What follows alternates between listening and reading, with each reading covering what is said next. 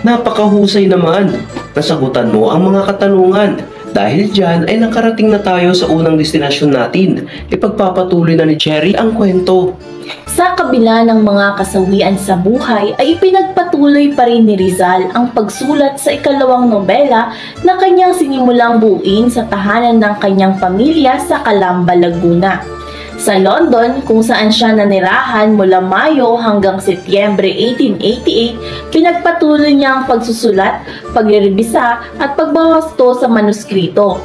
Gayon din ang ginawa niya sa Paris, Madrid, Bruselas, Belgica, kung saan niya isinulat ang malaking bahagi ng akda. Natapos ni Rizal ang kabuuan ng nobela noong Marso 21, 1891. Ayon sa talambuhay ni Rizal na isinulat ni Russell at Rodriguez, naisip ng ipalimbag ni Rizal ang El Filibusterismo sa pag-asang may sapat na salaping igugugol dito. Subalit nabigo siya nang hindi dumating ang inaasahang pondo. Maging ang mga mayamang Pilipinong nangako ng suportang pinansyal ay nangagkalimot sa kanilang salita.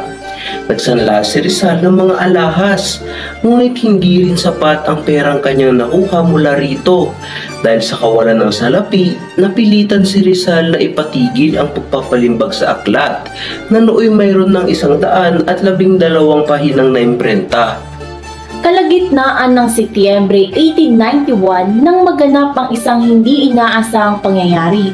Dumating buhat sa Paris ang perang padala ng matalik na kaibigan na Rizal na si Valentin Ventura.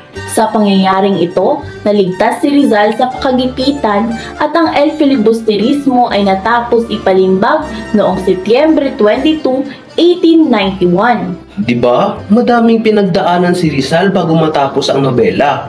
Ngunit bago natin ituloy, sagutin ulit ang ilang mga pagsusulit.